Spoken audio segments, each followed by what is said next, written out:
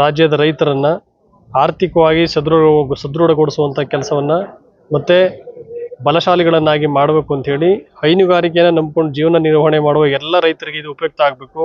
ಇಲ್ಲಿ ಹೊಸ ಹೊಸ ಪ್ರಯೋಗಗಳನ್ನು ಹೊಸ ವಿಧಾನಗಳಲ್ಲಿ ಹೇಗೆ ನಾವು ಡೈರಿ ಫಾರ್ಮಿಂಗ್ ಮಾಡ್ಬೋದು. ಡೈರಿ ಫಾರ್ಮಿಂಗ್ ಅಂತಂದರೆ ಕೇವಲ ಆರ್ಥಿಕವಾಗಿ ಮುಗ್ಗಟ್ಟಿಗೆ ಸಿಗುವಂಥ ಬಿಸ್ನೆಸ್ ಆಗಬಾರ್ದು. ಅದರಿಂದನೂ ಕೂಡ ಡೈರಿ ಫಾರ್ಮಿಂಗ್ ಮಾಡೋದ್ರಿಂದನೂ ಕೂಡ ಎಲ್ಲ ರೈತರು ಆರ್ಥಿಕವಾಗಿ ಸಬಲರಾಗ್ಬೋದು ಮತ್ತು ದೇಶದ ಆರ್ಥಿಕ ಹಿತದೃಷ್ಟಿಯಿಂದ ಅವ್ರದ್ದು ಕೂಡ ಕಾಂಟ್ರಿಬ್ಯೂಷನ್ ಹೆಚ್ಚುವರಿಯಾಗಿ ಹೆಚ್ಚಿನ ಮಟ್ಟದಲ್ಲಿ ಕೊಡಲಿಕ್ಕೆ ಅವಕಾಶ ಇರಬೇಕು ಅಂತ ಹೇಳಿ ಪ್ರತಿ ವರ್ಷ ಒಂದೊಂದು ರಾಜ್ಯಗಳಲ್ಲಿ ಅವರು ಸಮ್ಮೇಳನವನ್ನು ಮಾಡ್ತಾರೆ.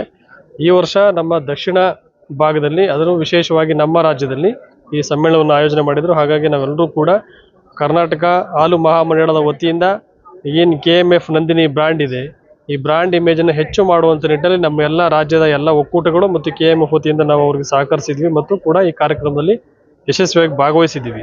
ಕಾರಣ ಇಷ್ಟೇ, ಜಿಲ್ಲಾ ಒಕ್ಕೂಟಗಳಲ್ಲೂ ಕೂಡ ಇದರ ಉಪಯುಕ್ತತೆಯನ್ನು ಪಡ್ಕೊಬೇಕು ಮತ್ತು ಆ ಒಕ್ಕೂಟಗಳಲ್ಲೂ ಕೂಡ ಏನು ಹೊಸ ಪ್ರಯೋಗಗಳಿದೆ, ಹೊಸದಾಗಿ ನಾವೇನು ಮಾಡ್ಬೋದು ಡೈರಿ ಫಾರ್ಮಿಂಗಲ್ಲಿ ಇನೋವೇಟಿವ್ ಆಗಿ ಏನು ಮಾಡ್ಬೋದು, ಉತ್ಪನ್ನಗಳಾಗ್ಬೋದು ಮತ್ತು ಹೈನುಗಾರಿಕೆ ಆಗ್ಬೋದು, ಇದನ್ನು ಹೆಚ್ಚಿಸುವಂಥ ಮಟ್ಟದಲ್ಲಿ ಎಲ್ರಿಗೂ ತರಬೇತಿ ಸಿಗಬೇಕು. ಮತ್ತು ಇಂತಹ ಸಮ್ಮೇಳನಗಳಲ್ಲಿ ಭಾಗವಹಿಸೋದ್ರಿಂದ ಇಲ್ಲಿ ವಸ್ತು ಪ್ರದರ್ಶನ ಕೂಡ ಇದೆ.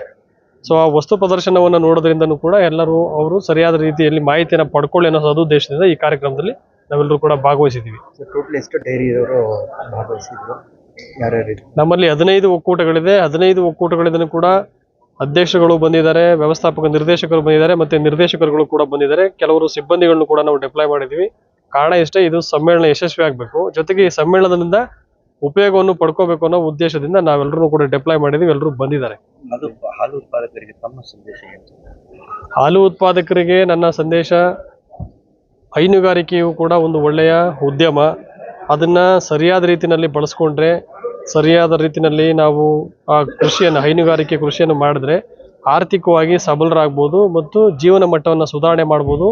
ಎಷ್ಟೋ ರೈತ ಕುಟುಂಬಗಳು, ಹೈನುಗಾರ ಕುಟುಂಬಗಳು ಈ ಹೈನುಗಾರಿಕೆಯಿಂದ ತಮ್ಮ ಜೀವನವನ್ನು ಉತ್ತಮಪಡಿಸ್ಕೊಂಡಿದ್ದಾರೆ, ಆರ್ಥಿಕವಾಗಿ ಉತ್ತಮಪಡಿಸ್ಕೊಂಡಿದ್ದಾರೆ ಮತ್ತು ದೇಶಕ್ಕೂ ಕೂಡ ಆರ್ಥಿಕವಾಗಿ ಇದರ ಒಂದು ಸದ್ಬಳಕೆ ಆಗ್ತಾ ಇರೋದ್ರಿಂದ ಎಲ್ಲರೂ ರೈತ ವರ್ಗ ಏನಿದ್ದೀರಿ, ಇವತ್ತು 10 ಲೀಟ್ರ್ ಕರೆಯುವಂಥದ್ದು ಅಥವಾ 5 ಲೀಟ್ರ್ ಮಾಡುವಂಥ ಉತ್ಪಾದನೆ ಮಾಡುವಂಥ ರೈತರು ಇನ್ನೂ ಹೆಚ್ಚಿನ ಉತ್ಪಾದನೆ ಮಾಡಿ ಹೆಚ್ಚು ಲಾಭ ಗಳಿಸಿ ಮತ್ತು ಆರ್ಥಿಕವಾಗಿ ಸಶಕ್ತವಾಗಬೇಕು ಅನ್ನೋದು ನನ್ನ ಮನವಿ.